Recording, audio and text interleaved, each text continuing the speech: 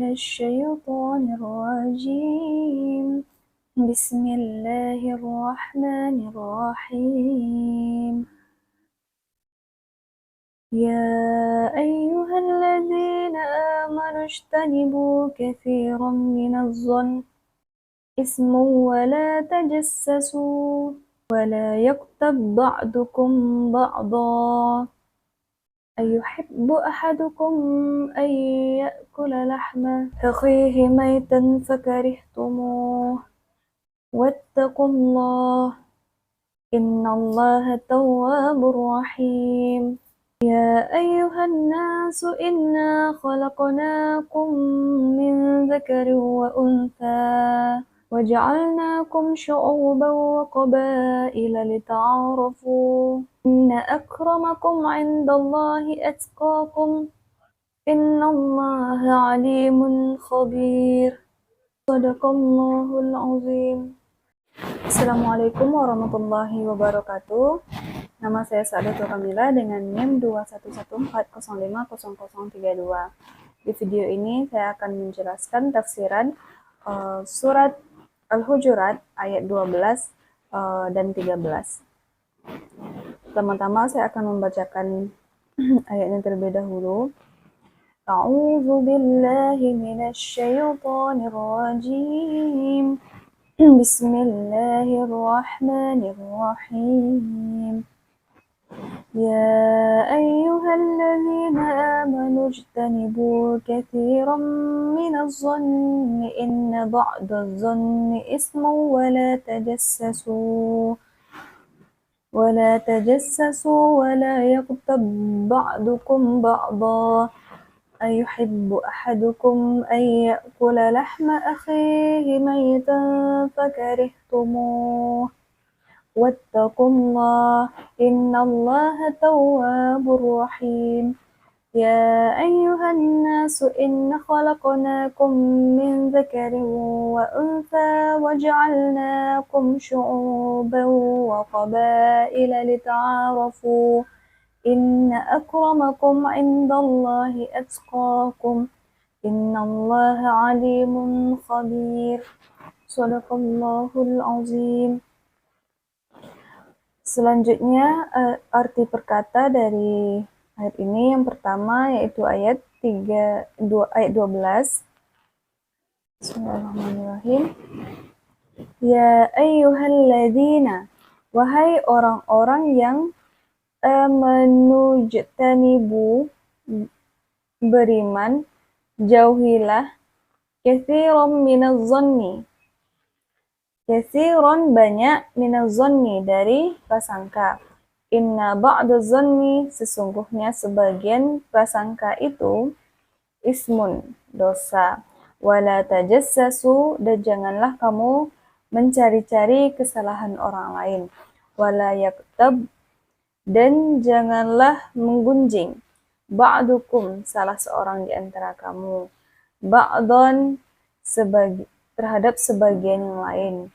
Ayuhibbu apakah ada yang suka ahadukum di antara kamu ayyakula memakan lahma daging akhihi saudaranya maitan yang sudah mati fakarihtumuhu tentu kamu merasa jijik.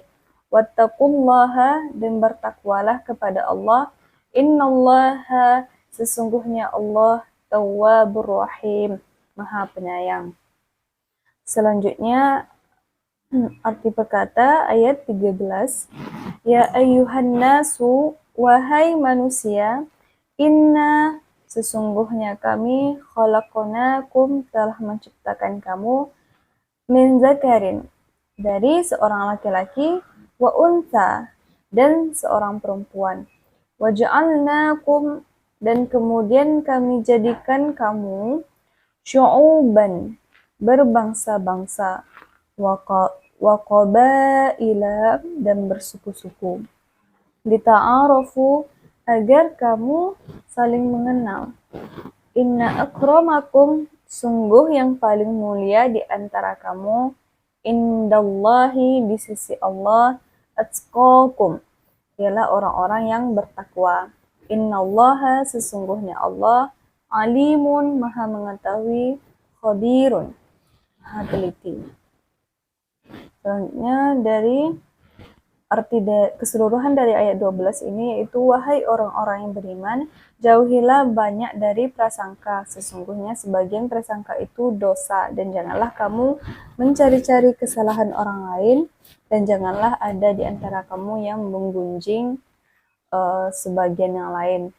Apakah ada di antara kamu yang suka memakan daging saudaranya yang sudah mati? Tentu kamu merasa jijik. Dan bertakwalah kepada Allah, sesungguhnya Allah maha penerima taubat, lagi maha penyayang, atau maha teliti.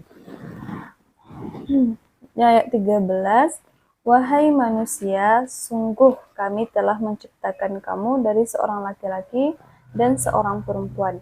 Kemudian kami jadikan kamu berbangsa-bangsa dan bersuku-suku agar kamu saling mengenal. Sesungguhnya yang paling mulia di antara kamu di sisi Allah ialah orang yang paling bertakwa. Sungguh Allah maha mengetahui lagi maha teliti. Kemudian kita lanjut kepada tafsiran, yaitu yang pertama tafsiran dari ayat 12.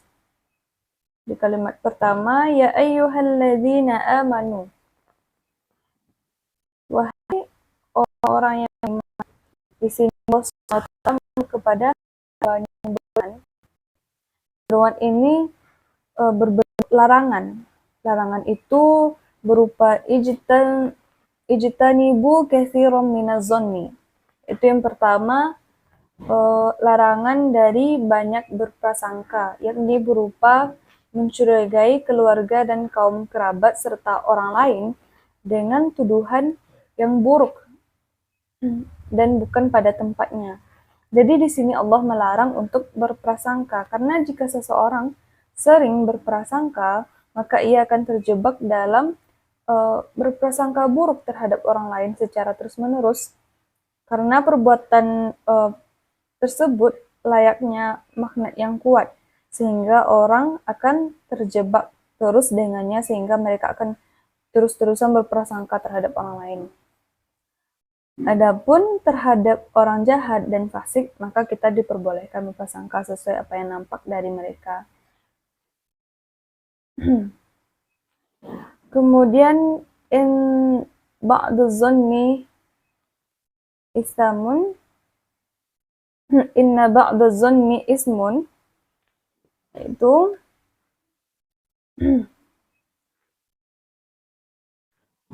karena sebagian dari prasangka itu adalah dosa. Jadi di sini dikatakan bahwa berprasangka itu berujung kepada dosa, yakni sebagian prasangka yang mengandung dosa ini adalah prasangka buruk terhadap orang lain. Karena orang berprasangka itu hanya mencukupkan dengan sangkaannya saja tanpa mencari tahu kebenaran yang sebenarnya terjadi itu bagaimana. Yang mana tahu apa yang disangkakannya itu tidaklah sesuatu yang benar, yang ujungnya malah menyakiti hati orang lain dan menjadi beranggapan buruk terhadap orang lain, yang ujungnya mengakibatkan dosa. Kemudian wala tajassasu, dan janganlah mencari-cari keburukan orang lain. Ini merupakan larangan yang kedua. Makna tajassasu itu yakni mencari-cari aib dan keburukan orang lain yang tersembunyi. Di sini Allah melarang untuk mencari-cari keburukan orang lain dan mengurusi hidup orang lain, karena itu akan berujung juga kepada dosa. Kemudian kalimat selanjutnya, wala yaktab ba'dukum ba'dha, wala yaktab ba'dukum ba'dhan, yang artinya, dan janganlah menggunjing satu sama lain. Ini adalah larangan yang ketiga, yakni janganlah kalian saling membicarakan keburukan orang lain tanpa sepengetahuannya, dan itulah yang disebut juga dengan menggibah. Makna menggunjing ini yaitu membicarakan keburukan seseorang ketika ia tidak bersama orang yang dibicarakan itu. Meskipun apa yang dibicarakan tersebut benar-benar ada atau benar adanya dalam diri orang tersebut. Tapi yang dibicarakan itu, orang tersebut mungkin tidak suka dengan pembicaraan itu. Adapun jika yang dibicarakan itu tidaklah benar adanya, atau hanya mengada-ngada, atau kejadian tersebut tidak benar, maka itu termasuk tuduhan terhadapnya, atau kita namakan dengan fitnah. Dan ini adalah perbedaan antara gunjing dan fitnah. Gunjing itu jika yang disebutkan benar adanya, keburukan orang tersebut benar adanya. Kalau fitnah itu yang keburukan orang tersebut tidaklah benar adanya gitu. Kemudian dalam beberapa pendapat dikatakan terdapat pengecualian untuk membicarakan keburukan tadi jika alasannya diperbolehkan oleh syariat, seperti ketika akan mengangkat seorang pemimpin, tentunya harus dikaji kelebihan dan kekurangan orang tersebut, orang-orang yang diangkat tersebut, untuk menilai apakah dia itu pantas untuk menjadi pemimpin atau tidak. Contoh lainnya seperti ketika ingin bertanya atau meminta nasihat kepada orang lain tentang suatu permasalahan yang mengharuskan untuk menyebutkan kesalahan orang tersebut. Maka itu diperbolehkan sebatas kebutuhan untuk menilai kesalahan dan memberikan nasihat atau pendapat, ataupun untuk pencegahan dari kesalahan itu. Contoh lainnya yang lebih mudah yaitu ketika membaca keburukan misalnya seperti Fir'aun dan yang lainnya yang memang telah disebutkan dalam Al-Quran. Kemudian dalam kalimat selanjutnya, ayuhibbu ahadukum ayyakula lahma akhihi maitan. Adakah seorang di antara kamu yang suka memakan daging saudaranya yang sudah mati? Allah mengumpamakan menggunjing atau gibah itu seperti orang yang memakan bangkai orang yang sudah mati. Sebab orang yang sudah mati itu tidak akan mengetahui bahwa dagingnya itu dimakan. Begitu pula orang yang digunjing tidak mengetahui pembicaraan dari gunjingan tersebut, sehingga ia tidak mampu membela dirinya seperti mayat yang dimakan dagingnya. Adapun orang yang hadir dalam pembicaraan, bisa jadi ia mampu membela diri dari ucapan buruk yang ditunjukkan kepadanya. Ayat ini adalah sebagai penjauh seseorang agar tidak melakukan gunjing tersebut, sebab memakan daging manusia merupakan hal yang dijauhi oleh tabiat manusia yang sehat. Di samping itu adalah hal haram secara syariat. Dan ini sebagai isyarat bahwa gunjing itu merupakan dosa besar. Kemudian fakarih tumuhu, maka tentulah kamu merasa jijik kepadanya. Yakni sebagian kita pasti tidak menyukai atau jijik dengan perumpamaan memakan daging saudara sendiri yang telah mati, yaitu memakan bangkai saudara kita sendiri gitu kan. Maka oleh sebab itu janganlah kita menggunjing orang lain, karena itu ada hal menjijikkan.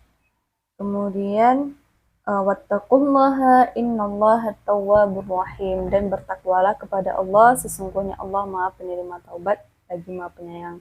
Kemudian Allah menyeru untuk bertakwa karena sesungguhnya Allah akan menerima taubat hambanya jika memang benar-benar bertaubat dan menyesali perbuatan. Kemudian kita lanjut pada tafsiran ayat 13. Itu dalam kalimat pertama, ya ayyuhan nasu inna khalaqnakum min dzakari wa unsa. Wahai manusia, sesungguhnya kami menciptakan kamu dari seorang laki-laki dan seorang perempuan. Dalam ayat ini Allah menyeru kepada manusia bahwa Allah menegaskan bahwa penciptaan manusia itu seluruhnya berasal dari asal yang sama, yakni seorang laki-laki dan seorang perempuan. Yang keduanya itu adalah yang laki-laki yaitu Nabi Adam, dan yang perempuan itu Siti Hawa, yang menjadi penyatu bapak dan ibu, sehingga tidak ada alasan untuk membanggakan nasab dan garis keturunan. Ini merupakan mengisyaratkan bahwa tidak boleh sombong atau membanggakan nasab dan garis keturunan karena kita berasal dari asal yang sama, sebab semua orang itu sama. Kemudian di kalimat selanjutnya, waja'alnakum syu'uban wa qabaila, dan menjadikan kamu berbangsa-bangsa dan bersuku-suku. Kemudian dikatakan bahwa Allah telah menjadikan manusia itu berbangsa-bangsa dan juga bersuku-suku. Mana asy'abu di sini atau syu'uban di sini yaitu sekumpulan besar manusia yang terdiri dari beberapa kabilah. Sedangkan al-qabailatu atau al-qabilah lebih kecil dari kabilah itu. Kemudian adanya manusia dijadikan berbangsa-bangsa dan bersuku-suku itu bertujuan agar berbagi hal positif dan saling mengenal satu sama lain dan tidak untuk saling meninggalkan atau saling berbangga diri satu sama lain. Dan juga untuk saling berbagi sesuatu yang positif. Pendapat lain mengatakan makna asy'abu di sini itu suku orang-orang selain Arab, sedangkan al-qabilah itu adalah suku orang-orang Arab. Bagian pendapat mengatakan demikian. Kemudian lita'arofu, supaya kamu saling mengenal. Jadi di sini Allah memerintahkan kepada manusia untuk tidak menjadikan keberagaman itu untuk acuh saja terhadap orang lain. Allah menjadikan keberagaman agar kita saling mengenal, saling bersilaturahim dan berhubungan baik satu sama lain. Jadi perbedaan itu bukan alasan untuk tidak saling mengenal. Kita disuruh untuk saling membantu satu sama lain, bukan saling mengolok-ngolokkan dan saling memusuhi antara kelompok satu dengan kelompok lainnya, atau dari satu individu ke individu lainnya. Dan Allah tidak menyukai orang yang memperlihatkan kesombongan dengan keturunan maupun kekayaannya. Kemudian di kalimat selanjutnya, inna akramakum indallahi atqakum. Sesungguhnya orang yang paling mulia di antara kamu di sisi Allah itu ialah orang yang paling bertakwa di antara kamu. Yakni perbedaan di antara kalian hanyalah karena ketakwaan, bukan orang yang paling banyak kerabat dan kaumnya, dan bukan pula yang paling mulia nasabnya. Oleh karena itu janganlah saling berbangga karena tingginya nasab atau keturunan. Bahkan karena yang dapat dibanggakan itu adalah ketakwaan, karena yang paling utama di sisi Allah itu adalah takwa. Dan saling mengenal itu merupakan bentuk dari ketakwaan kepada Allah Subhanahu wa taala. Kemudian di kalimat selanjutnya, innallaha alimun khabir. Sesungguhnya Allah Maha mengetahui lagi Maha mengenal. Allah mengetahui siapa di antara mereka yang melaksanakan ketakwaan kepada Allah, baik zahir maupun batin, dengan orang yang hanya zahir di luar saja bertakwa kepada Allah sehingga dia membalas masing-masingnya dengan balasan yang pantas. Dan Allah lagi Maha mengetahui semua yang dilakukan makhluknya. Selanjutnya, kesimpulan pendidikan yang kita dapat dari surat Al-Hujurat ayat 12-13 ini, yang pertama yaitu ayat ini bicara tentang pendidikan akhlak. Dan di sini dalam ayat ini terdapat 3 larangan Allah yang harus dijauhi. Yang pertama yaitu berprasangka, mencari kesalahan orang lain, kemudian bergunjing atau membicarakan keburukan orang lain di belakangnya. Kesimpulan selanjutnya yaitu perintah untuk memperbanyak akhlak baik, dan juga perintah untuk saling mengenal, juga tolong-menolong satu sama lain. Kemudian juga menjauhi sifat sombong terhadap nasab maupun kekayaan dan lain sebagainya. Dan terakhir kesimpulannya itu perintah untuk bertakwa kepada Allah Subhanahu wa taala. Karena orang yang paling dekat di sisi Allah, orang yang paling mulia di sisi Allah adalah orang yang bertakwa. Mungkin sekian yang dapat saya sampaikan dari tafsiran surat Al-Hujurat ayat 12 sampai 13. Sekian dari saya. Assalamualaikum warahmatullahi wabarakatuh.